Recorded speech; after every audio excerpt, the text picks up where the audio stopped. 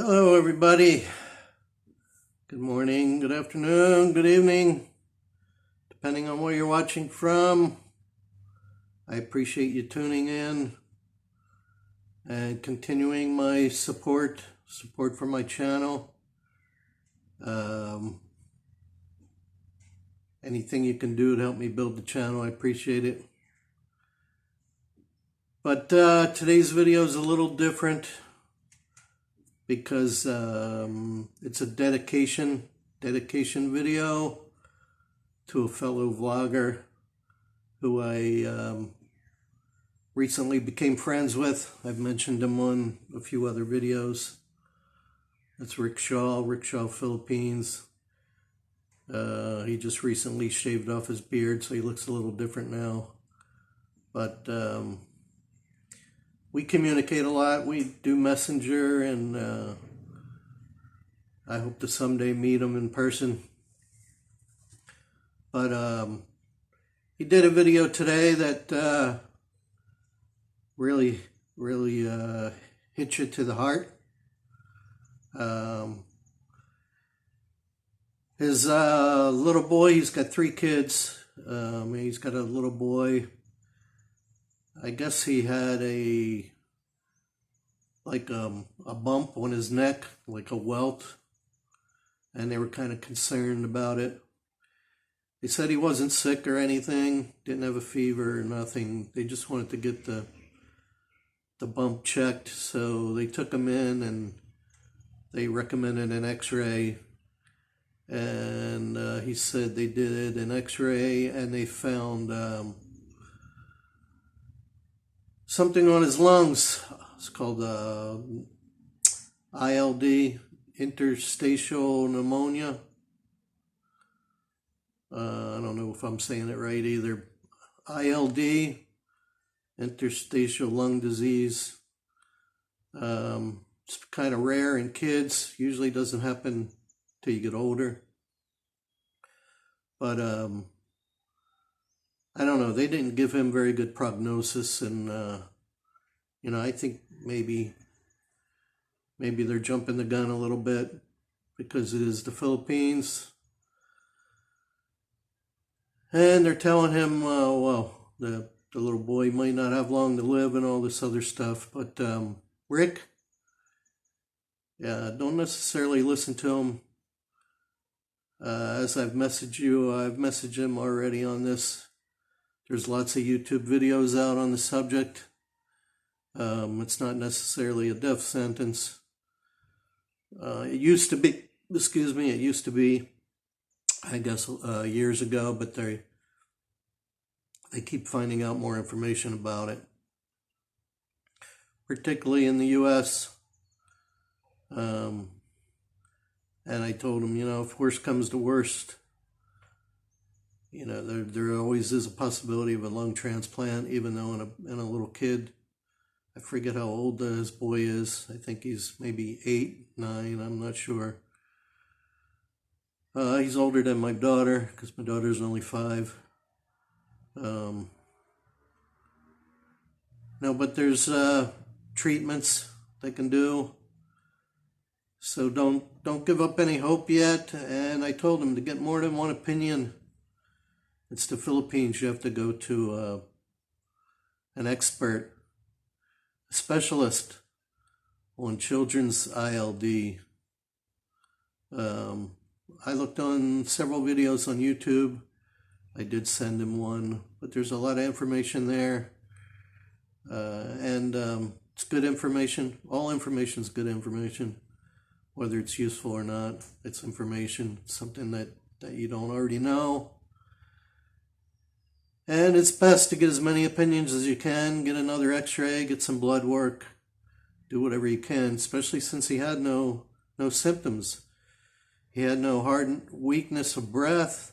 He had no fever, which is very odd because usually people that get this type of pneumonia or lung disease, have symptoms.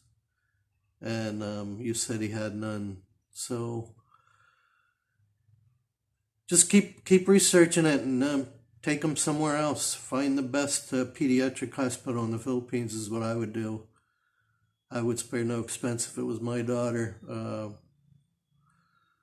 I do everything possible, because if I ever had anything happen to her, I wouldn't even have a reason to be here. Be in the Philippines, or to be alive for that matter. She's my reason for life. So I know how you feel, Rick. I know what you're going through. Not totally, but I can feel your pain. So yeah, don't give up hope or prayer. I know you're a Christian like I am, and that's all you can do. Keep praying and do as much research as possible. I know you're going through a rough time right now anyway, with busy moving into your new place, and you don't need all this stress. Nobody needs it. But just know everything's going to work out in the long run. Get into your new place. Get out of that. That'll help settle your mind a little bit. That'll help take your mind off of this a little bit. Once you get into your new place, get settled, and then you can start looking for really good hospitals or doctors. Find a specialist, pediatrics. Do all the research you can. That's all I can say. They do have pretty good children's hospitals here in the Philippines. Of course, they're not going to be like the U.S. But if you have to, maybe you can go to the U.S. Take him to the U.S. I don't know if he has a passport or not.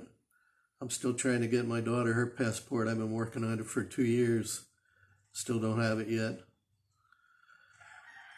I've been waiting on that. I don't know how much longer I have to wait. But if he doesn't already have one, maybe you can start working on that.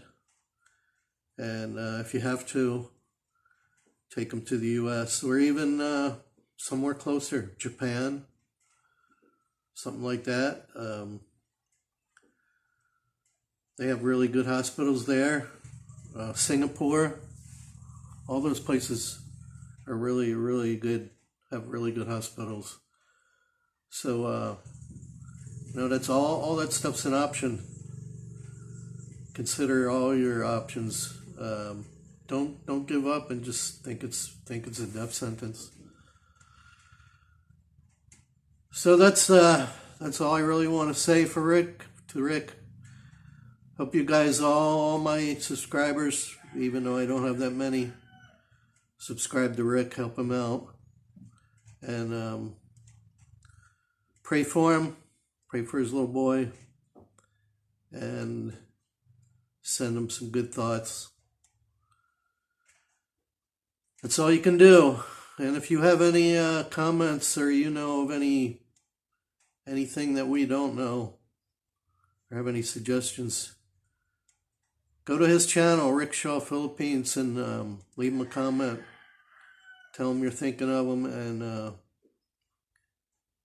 praying for him, and